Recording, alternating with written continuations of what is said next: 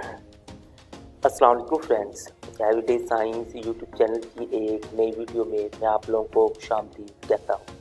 दोस्तों, आज की इस वीडियो में हम 9th क्लास के चैप्टर 1 के न्यूमेरिकल सॉल्व करना सीखेंगे। तो सबसे पहले हम पहला न्यूमेरिकल देखते हैं। तो उसकी जो स्टेटमेंट है उसके मुताबिक express the following quantities using prefixes, कि इन क्वांटिटीज़ को हमने प्रीफिक्सेस इस्तेमाल करते हुए ना कि एक्सप्रेस करना है। प्रीफिक्सेस का हमें पता है कि वो हमारे पास ऐसे लेटर्स या वर्ड्स होते हैं जिन्हें हमें ऐसा यूनिट से पहले लिखना होता है, यानी कि ये ग्राम है तो इससे पहले लिखना होता है, ये हमारे पास वाट है तो इससे पहले लिखना है, सेकंड है तो इससे पहले लिखना है। तो नेक्स्ट हम देखते हैं कि उन्हें हम कैसे लिख सकते हैं। तो सबसे पहले हमारे पास जो सवाल है वो है 5000 ग्राम। तो 5000 ग्राम को हमने के ये प्रीफिक्स से इस्तेमाल करते हुए लिखना है। तो इसको हम सबसे पहले ना कि स्टैंडर्ड फॉर्म में लेके जाते हैं। स्टैंडर्ड फॉर्म में लेके जाते हैं तो हमारे पास आ जाएगा 5 × 10 की ताकत 3, यानी कि हम इधर से राइट साइड से हमने इधर तक गए हैं तो ये हमारे पास ना कि पॉजिटिव में पावर आएगी। अगर हम लेफ़्ट साइड से आते हैं तो हमारे पास ये पावर जो आनी थी वो नेगेटिव में आनी थी। ये 10 की पावर 3 हो गया, और 10 की पावर जो 3 होती है वो हमें पता है कि वो k के बराबर होती है। तो ये इस तरह हम इसे ना 5k भी लिख सकते हैं। तो नेक्स्ट हम इसका b जो उसे देखते हैं वो हमारे पास ये है w में, ठीक है। इसमें हम जीरो को काउंट करें तो वो मतलब 1 2 3 4 5 6 जीरोज हैं। तो हमने इधर से यानी कि जो पॉइंट है वो हमने इधर से लेके जाना है राइट साइड से। तो राइट साइड से जब लेके जाएंगे तो उसे हम ना पॉजिटिव में लिखेंगे। तो हमने लिख दिया 2 × 10 की पावर 6 पॉजिटिव में लिख दिया। और जो 10 की पावर 6 है वो हमें पता है वो मेगा के बराबर होती है, यानी कि m के बराबर होती है। तो इस तरह हम इसे 2 मेगावाट लिख सकते हैं। इसी का सी यूज देखते हैं। सी यूज में हमारे पास यह है कि 52 मल्टीप्लाई में है 10 की पावर -10 है और kg है। तो इसको हमने ना के सॉल्व करना है। तो इसके लिए सबसे पहले तो हमने ना ये जो 52 है इसको पहले हमने शारिये में लिखना है, मतलब स्टैंडर्ड फॉर्म में लिखना है। तो वो हम शारिये यहाँ से इधर लेके जाएंगे तो वो राइट साइड पे जाएगा। राइट साइड से हम जब लेके जाएंगे तो 10 की पावर 1 आ गया, प्लस में आ गया। ये 10 की पावर -10 तो उसी तरह आ गया, और k की जगह हमने 10 की पावर 3 लिख दिया। अब इन सब को इकट्ठा करते हैं तो ये माइनस का 10 है और ये 3 प्लस का और 1 प्लस का है। तो इन सबको जब हम इकट्ठा करेंगे तो हमारे पास 10 की -6 बच जाएगा। नेक्स्ट हम लिख सकते हैं 5.2 10 की पावर जो हमारे पास -6 बच गया। तो 10 की पावर जो -6 होती है वो हमारे पास माइक्रो के बराबर होती है। तो इस तरह हमने इसके साथ प्रीफिक्स माइक्रो लगा दिया। तो लास्ट वाला हम देखते हैं। लास्ट वाला हमारे पास ये है। तो इसमें देखें कि हमारे पास ये 10 की पावर जो है हमारे पास -8 है ऑलरेडी। तो अब इसको हम ये इस राइट साइड से शारिये को इधर लेके जाएंगे तो ये हमारे पास 2.225 और मल्टीप्लाई में हमारे पास 10 की पावर 2 आ जाएगा प्लस में, और ये 10 की पावर -8 हमारे पास ऑलरेडी है। तो इनको जब हम सॉल्व करते हैं, जो -8 है ये प्लस का 2 है तो हमारे पास -6 बच जाएगी। तो ये हमारे पास 10 की पावर -6 बच गया। तो इस तरह जो 10 की पावर -6 है वो हमारे पास होती है माइक्रो में। तो इस तरह इसके साथ जो हम प्रीफिक्स लगा सकते हैं वो माइक्रो है। तो नेक्स्ट हम दूसरे सवाल की तरफ चलते हैं। दूसरा सवाल है हमारे पास how do the prefixes micro, nano and pico relate each other. तो सबसे पहले हम देखते हैं कि जो हमारे पास माइक्रो है वो किसके बराबर होती है, वो 10 की पावर -6 के बराबर होती है। जो नैनो है वो 10 की पावर -9 के बराबर होती है, और जो पिको है वो 10 की पावर -12 के बराबर होती है। ये इन चीज़ों का हमें पता होगा तो नेक्स्ट फिर हम इन्हें इजीली रिलेट कर सकते हैं। तो नेक्स्ट हम इसे सॉल्व करते हैं। तो सॉल्व करने के लिए सबसे पहले हम ना तो माइक्रो और नैनो को रिलेट करेंगे। तो हम देखते हैं कि जो नैनो होता है वो 10 की पावर -9 के बराबर होता है। अब पीछे हम देखते आए हैं जो माइक्रो था वो 10 की पावर -6 था। अब हमने इसको इस तरह तोड़ना है कि इसमें से 10 की पावर -6 निकालना है और बाकी जो बच जाएगा वो लैडर कर देंगे। ये हमारे पास आ जाएगा 10 की पावर -6 और -3 -6 और -3 हमारे पास -9 हो भी जाता है। तो अब हम इसे जब सॉल्व करते हैं तो हमारे पास ये जो 10 की पावर -6 इसे हम माइक्रो लिख सकते हैं। इस तरह 1 नैनो 10 की पावर -3 माइक्रो के बराबर हो जाता है। अब नेक्स्ट हम जो रिलेशन देखते हैं वो माइक्रो और पिको में देखते हैं। तो इसके लिए हम सबसे पहले पिको लिखते हैं जो कि हमारे पास 10 की पावर -12 है। अब माइक्रो का हमने जैसे पहले ही देखा वो 10 की पावर -6 के बराबर होता है। तो इसका मतलब है इसको इस तरह तोड़ना है कि उसमें से 10 की पावर -6 निकला है। तो हमने 10 की पावर -6 और 10 की पावर -6 लिख दिया। तो इस तरह ये टोटल हमारे पास -12 भी हो जाएंगे। अब 10 की पावर -6 की जगह हम ना माइक्रो लिख सकते हैं। तो इस तरह हमारे पास 1 पिको 10 की पावर -6 माइक्रो के बराबर हो जाएगा। नेक्स्ट हमने जो रिलेशन देखना है वो नैनो और पिको के दरमियान में। तो पिको का हमें पहले पता है कि वो 10 की ताकत -12 के इक्वल होता है। अब इसे हमने इस तरह तोड़ना है कि यहाँ से हमारे पास नैनो निकले, यानी कि 10 की पावर 9 निकले, -9। तो वो 10 की पावर -9 और 10 की पावर -3 करेंगे तो ये हमारे पास -12 भी आ जाएगा और हमारे पास यहाँ से नैनो भी निकल आएगा। ये -9 और -3 जो है -12 के इक्वल होते हैं। अब ये 10 की पावर -9 की जगह हम नैनो लिख सकते हैं। इस तरह 1 जो पिको है वो 10 की पावर -3 नैनो के बराबर होता है। अब नेक्स्ट हम अपने तीसरे सवाल की तरफ जाते हैं। तीसरा सवाल है your hair grow at the rate of 1 mm per day, find their growth rate in mm per second. तो हमने इसका ना ग्रोथ रेट मालूम करना है। तो सबसे पहले जो हमें दिया हुआ है वो ये है कि जो ग्रोथ रेट है वो है हमारे पास 1 mm पर डे। तो नेक्स्ट हम इसे देखते हैं, जो इसको हम इस तरह भी लिख सकते हैं 1 mm पर डे, मतलब कि वो पर डे में हमने 1 डे लिख लिया। अब 1 डे को हम ना कि सेकंड में हमने कन्वर्ट करना है, क्योंकि हमने इसका आंसर ना कि सेकंड में लेके आना है।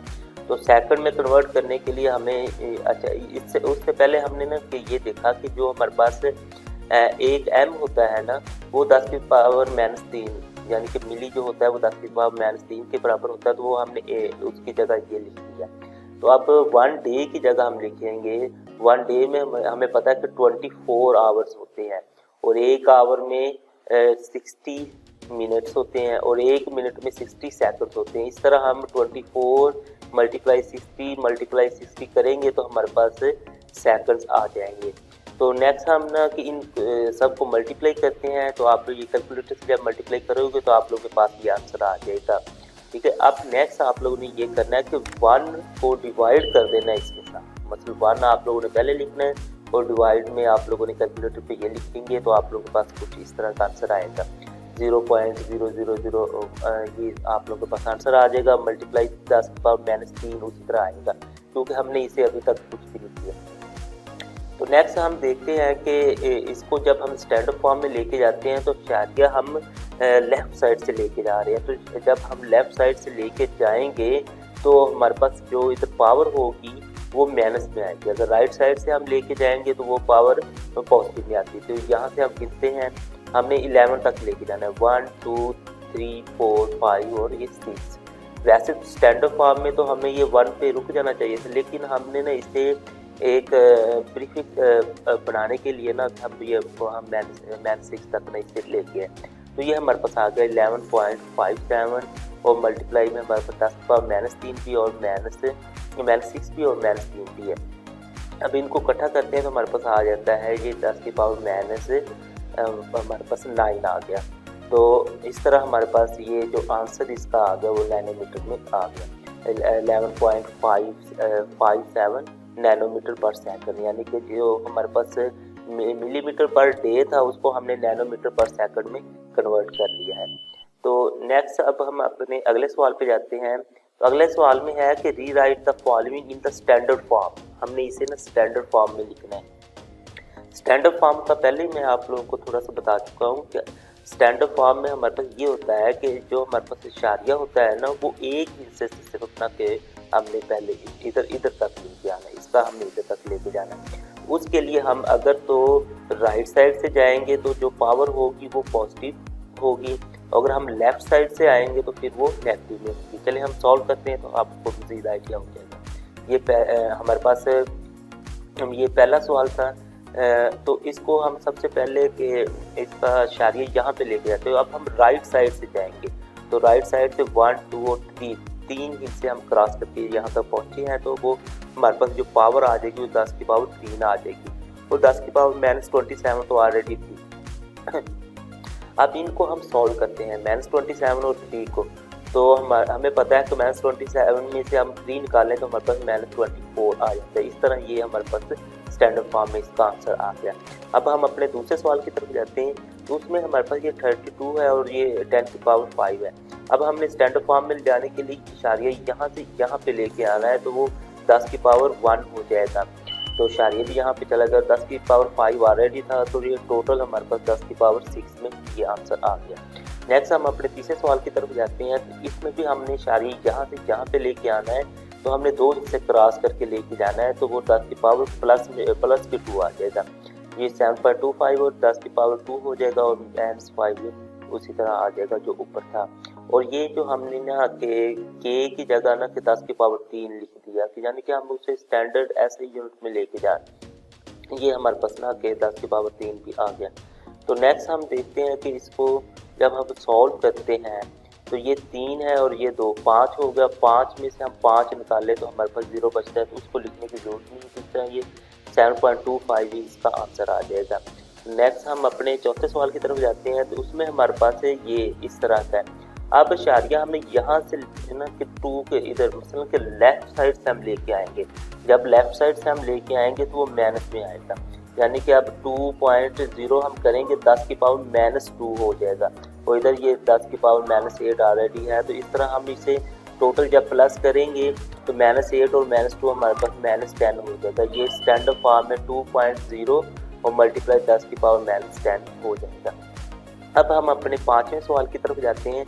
तो पांचवा सवाल है कि right the following quantities in standard form. In quantities को भी हमने स्टैंडर्ड फॉर्म में लिखना है। तो सबसे पहला जो सवाल है हमारे पास, इसका इशारिया यहाँ से हम यहाँ पे लेके जाएंगे और तो हमारे पास आ जाएगा 6.4 मल्टीप्लाई, जहाँ से हम यहाँ पर गए 3 हमने ना इससे क्रॉस किए 1, 2 एंड 3, तो इस तरह ये 10 की पावर 3 हमारे पास आ गया।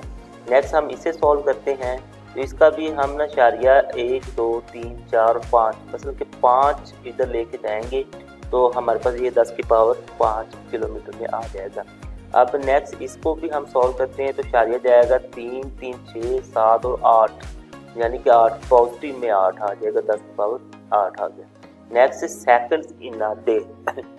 एक जो दिन होता है हमारे पास उसमें 24 आवर्स होते हैं। जो 24 आवर्स हैं उनमें जो 1 आवर होता है उसमें 60 मिनट्स होते हैं। इसको मिनट्स में कन्वर्ट करने के लिए हमें 60 से मल्टीप्लाई करना पड़ेगा। अब ये इन दोनों को हम मल्टीप्लाई करते हैं तो हमारे पास मिनट्स में जवाब आ जाता है, लेकिन हमें सेकंड में चाहिए। तो इसको मज़ीद हम 60 से और मल्टीप्लाई करेंगे। जब हम इन सब को आपस में मल्टीप्लाई कर देंगे 24 को 60 से और उनके आंसर को फिर 60 से, तो हमारे पास जवाब सेकंड में आ जाएगा।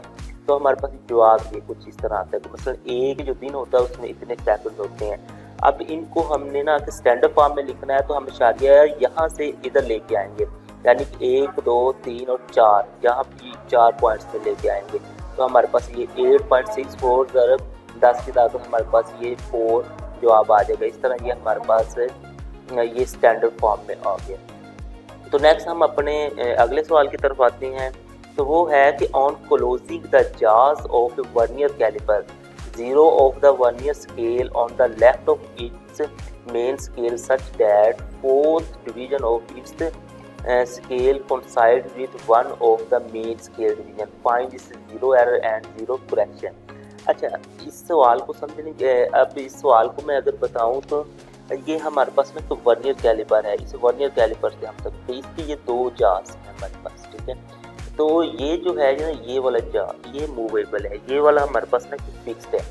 अब इसका जो 0 है और इसका 0 है, ठीक है, ये वाला इसका 0 और इसका भी 0 है। जो अगर तो ये दोनों कोइंसाइड कर जाए, यानी कि बिल्कुल इसका 0 और इसका 0 आमने सामने आ जाएं, तो उसमें 0 एरर नहीं होगा, ठीक है, उसमें 0 एरर नहीं होगा। अब नेक्स्ट है कि 0 एरर हमारे पास उस वक्त होता है जब ये इसका जो 0 होगा वो या तो वो आगे की तरफ चला जाए, यानी इस 0 से आगे की तरफ चला जाए, या फिर वो पीछे की तरफ रह जाए, तो फिर वो 0 होगा। अब वो 0 एरर होगा। 0 एरर इसमें वो कह रहा है कि जो हमारे पास है ना कि जो उसकी 4 डिवीज़न है, यानी कि इसकी मूवेबल जो इसका स्केल है उसकी जो डिवीज़न है 4 डिवीज़न, वो इसके साथ कोइंसाइड कर रही है। इसका मतलब है कि वो 4 डिवीजन आगे निकल गया है। तो हमने अब इसे ना कि जीरो एरर भी मालूम करना है और जीरो करेक्शन भी, मतलब इसकी जीरो करेक्शन कैसे होगी। तो अगर फॉर एग्जाम्पल वो 4 डिवीजन वो आगे निकल जाता है, तो इसका मतलब है उसमें 4 जो हमारी रीडिंग आएगी, तो वो अगर तो फॉर एग्जाम्पल वो 4.4 आ रही है, 4.04 आ रही है, तो इसका मतलब उसमें 04 का ना कि एरर आ रहा है। तो वो उस एरर को रिमूव करने के लिए हमें 04 को रिमूव करना पड़ेगा। अब हम देखते हैं इसको सॉल्व कैसे करते हैं। सबसे पहले हमने देखा कि number of division of vernier scale, कि जो वर्नियर स्केल की वो डिवीजन जो थी वो 4 थी, वो 4 आ गई हमारे पास। नेक्स्ट है least count of vernier calliper. जो वर्नियर कैलिपर का लीस्ट काउंट है वो 0.01 सेंटीमीटर होता है। ये हमें ना तो पता है कि ये 0.01 होता है। नेक्स्ट है कि जो जीरो एरर निकालने के लिए हम क्या करेंगे, इन दोनों को मल्टीप्लाई करेंगे। इन दोनों को मल्टीप्लाई करें तो हमारे पास ये जीरो एरर निकलेगा 0.04 सेंटीमीटर। ठीक है। अब नेक्स्ट हम देखते हैं कि as zero of the vernier scale is at right side of the zero scale of the main scale, so zero error will be positive. जो जीरो एरर होगा वो पॉजिटिव होगा। जब वो मतलब मैंने बता दिया ना कि आपको कि उसकी रीडिंग 4.04 आ जाएगी, वो मतलब पॉजिटिव उसमें प्लस हो जाएगा। लेकिन उसको रिमूव करने के लिए यानी कि उसकी करेक्शन के लिए हमें क्या करना पड़ेगा कि 0.04 को हमें माइनस करना पड़ेगा। तो इस तरह उसकी जो जीरो करेक्शन बनेगी वो माइनस 0.04 बन जाएगी। तो नेक्स्ट हम अगले सवाल की तरफ चलते हैं। तो अगला सवाल हमारे पास, a screw gauge has 50 division on its circular scale, the pitch of the screw gauge is 0.5 mm, what is its least count. हमने इस डिवीजन भी हमें दे दी है, पिच भी दे दी है, हमने इसका लीस्ट काउंट मालूम करना है। तो हम सबसे पहले तो जो चीज़ें हमें दी हुई वो लिख लेते हैं। Number of division of circular scale हमारे पास 50 है, पिच उसकी 0.5 mm है। लीस्ट काउंट का जो फार्मूला है हमारे पास है वो पिच ऑफ स्क्रू गेज और उसको डिवाइड हमने करना है number of circular scale division. अब इनकी वैल्यूज पुट करें। पिच की जो वैल्यू थी वो 0.5 थी और नंबर ऑफ जो डिवीजन थी वो 50 थी। अब जब कैलकुलेटर से हम इन्हें डिवाइड कर लेंगे तो हमारे पास आंसर आ जाएगा 0.01 mm, यानी कि इस सवाल का जो है लीस्ट काउंट हमारे पास 0.01 mm निकला है। तो इसको अगर सेंटीमीटर में हमें करना है तो वो 0.001 सेंटीमीटर है, यानी कि इसको जस्ट हमने के 10 से डिवाइड कर देना है तो हमारे पास आगे सेंटीमीटर में चला जाएगा। तो नेक्स्ट हम अच्छा अगले सवाल ना सॉल्व करने से पहले, क्योंकि वो सिग्निफिकेंट फिगर्स के मुतल्लिक हैं, तो आप लोगों को सिग्निफिकेंट फिगर्स के ना रूल्स का पता होना चाहिए। पहला रूल उसका ये है कि all non zero digits are significant figures, यानी कि जितने भी नॉन जीरो होंगे 3, 2, 4, 5 जितने भी होंगे वो सारे ही हमारे पास सिग्निफिकेंट फिगर्स होंगे। यानी कि इसमें हम गिनती करें तो हमारे पास 3 सिग्निफिकेंट फिगर हैं क्योंकि तीनों ही नॉन जीरो हैं। अगला है कि zeros between 2 non zero digits are significant. अगर हमारे पास दो नॉन जीरो डिजिट्स हैं उनके दरमियान जितने भी जीरो आ जाएंगे वो भी सिग्निफिकेंट बन जाएंगे। यानी कि आप हमारे पास 2 और 1 नॉन जीरो हैं और इनके दरमियान में ये 2 जीरो आ गए, जिसका मतलब ये तो हमारे पास सिग्निफिकेंट थे, लेकिन ये 2 जो जीरो इनके दरमियान में आ गए वो भी सिग्निफिकेंट हो गए। तो इस तरह ये टोटल सिग्निफिकेंट फिगर्स इनके 4 हो जाएंगे। तो नेक्स्ट है कि leading zeros are not significant. Leading zeros का मतलब ये है कि जो जीरोज नॉन जीरो डिजिट्स के ना के लेफ्ट साइड पे आ जाएंगे तो वो सिग्निफिकेंट नहीं होंगे। ठीक है। अब ये देखिए हमारे पास ये 3 जीरो आ गए हैं, तो ये तीनों ही हमारे पास सिग्निफिकेंट नहीं है। सिर्फ इसमें अगर हम सिग्निफिकेंट डिजिट देखेंगे तो वो सिर्फ 2 होंगे, 5 और 4। अब इन्हीं से रेलिवेंट जो सवाल हैं वो हम सॉल्व करते हैं। Which of the following quantities have 3 significant figures, बस उनके 3 का हमने बताना है। तो हम देखते हैं कि इनमें से कितने कितने हैं, तो फिर आपको वैसे पता चल जाएगा कि इनमें से कौन से कितने हैं। सबसे पहला सवाल, इसमें देखते हैं कि हमारे पास ये जो हमने रूल पढ़ा था दूसरा, कि जो जीरोज हैं नॉन जीरो डिजिट के दरमियान में वो सिग्निफिकेंट होते हैं। तो इस तरह आप इन्हें काउंट करें तो ये टोटल 5 सिग्निफिकेंट फिगर्स बनते हैं। इसके 5 सिग्निफिकेंट फिगर्स हैं। अब नेक्स्ट जो हमने तीसरा रूल पढ़ा था कि जो लीडिंग जीरोज हैं वो सिग्निफिकेंट नहीं होते, तो बाकी जो चीज़ें हमारे पास बच गई वो 309 है, यानी इसके जो सिग्निफिकेंट फिगर्स बनेंगे वो 3 होंगे। नेक्स्ट है हमारे पास ये वाला, तो इसमें हम देखेंगे तो हमारे पास ये ज़ीरो तो वो दरमियान में आ रहा है नॉन ज़ीरो डिजिट्स के, तो इस तरह हमारे पास ये 3 सिग्निफिकेंट फिगर्स बनेंगे। अब आप ये पूछ सकते हैं कि ये 10⁻27 है, तो ये कहाँ पे जाएंगे? असल में ये -27 है, इसका मतलब है कि ये जो ज़ीरो आएगा वो इधर राइट साइड पे आ जाएगा। 27 ज़ीरो हमने इधर 26 ज़ीरो लगा देंगे और एक तो वो इस राइट मतलब इस लेफ्ट साइड पे लगेंगे।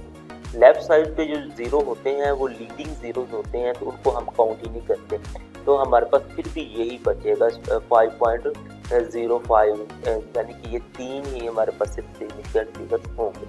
तो लास्ट वाला जो सवाल है, तो इसमें हम देखते हैं कि हमारे पास ये 2 और 1 ये नॉन ज़ीरो डिजिट्स हैं और उनके दरमियान में ये 2 ज़ीरो आ रहे हैं, तो ये भी हमारे पास सिग्निफिकेंट हो जाएंगे। तो इस तरह ये टोटल जो हो जाएंगे 4 सिग्निफिकेंट डिजिट्स हो जाएंगे। तो अगर इस सवाल का जवाब देखें तो बी और सी सिर्फ आ जाएगा, क्योंकि इनमें 3 है, बाकी एक में 5 और एक में 4 है। अब हम अगले सवाल की तरफ जाते हैं, तो अगले सवाल में हमारे पास ये है, इनमें है कि what are significant figures in the following measurement, कि मतलब इन मेजरमेंट में से आप लोगों ने बताना है कि सिग्निफिकेंट फिगर्स हैं कितने कितने। सबसे पहले में हम देखते हैं, तो ये देखते हैं हमारे पास 2 ज़ीरोज़ हैं और वो नॉन ज़ीरो डिजिट्स के दरमियान में, तो इस तरह ये टोटल हमारे पास 4 सिग्निफिकेंट फिगर्स बन जाएंगे। तो नेक्स्ट हम इसमें देखें, तो ये जो 3 ज़ीरो हैं ये लीडिंग ज़ीरो है, तो लीडिंग ज़ीरो को हमने सिग्निफिकेंट फिगर्स कंसीडर नहीं करना है, तो हमारे उसके बाद जो बच जाएंगे 4, 5 और 0, ये 3 सिग्निफिकेंट फिगर्स हो जाएंगे इसमें। अब नेक्स्ट हम इसकी बात करते हैं, तो इसको छोड़ दें, इसमें अब टोटल 3 ही हमारे पास सिग्निफिकेंट फिगर्स बन रहे हैं। तो ये मैंने पीछे आप लोगों को बताया था कि ये हम क्यों काउंट नहीं करते हैं। तो लास्ट वाले सवाल में इसमें भी हमारे पास ये 4 हैं, ये हम पीछे भी पढ़ चुके हैं, तो इसमें 4 सिग्निफिकेंट फिगर्स हैं। तो अब हम लास्ट सवाल की तरफ जाते हैं, तो उसमें है a chocolate wrapper is 6.7 centimetre long and 5.4 centimetre wide, calculate its area up to reasonable number of significant figures. तो हमने इसको ना कैलकुलेट करना है इसके एरिया को। तो सबसे पहले हम देखते हैं कि लेंथ ऑफ चॉकलेट रैपर जो है वो हमारे पास कितनी 6.7 है, तो ये हमें गिवन है। विड्थ भी उसकी हमें गिवन है वो 5.4 है। तो जो एरिया होता है ना वो हमने मालूम करना है। तो अब एरिया का जो फार्मूला है ना वो है कि इन दोनों को लेंथ और विड्थ को मल्टीप्लाई करके हमारे पास आता है। तो हम देखते हैं कि एरिया जो है लेंथ और विड्थ को मल्टीप्लाई करते हैं, तो हम इन दोनों को मल्टीप्लाई करते हैं। इन दोनों को मल्टीप्लाई करें तो हमारे पास आंसर आ जाता है 36.18 सेंट, और जो एरिया का यूनिट होगा वो सेंटीमीटर स्क्वायर में आएगा, यानी कि वो इसका जो ये सेंटीमीटर में है, तो ये सेंटीमीटर एरिया को हमने सेंटीमीटर स्क्वायर में लिखना है। तो अब अगर तो नेक्स्ट को रीजनेबल सिग्निफिकेंट फिगर तक अगर वो कहता है, तो आप लोग इससे सिर्फ 36 भी लिख देंगे तो वो भी आप लोग का आंसर ठीक है, वरना ये भी ठीक है क्योंकि ये भी सिग्निफिकेंट फिगर में ही आ जाता है। दोस्तों उम्मीद है आपको आज की वीडियो पसंद आई होगी। वीडियो पसंद आए तो इसे लाइक करें, इसे अपने दोस्तों के साथ शेयर करें और हमारा चैनल लाजमी सब्सक्राइब कर लें। Thanks for watching. अल्लाह के बाद।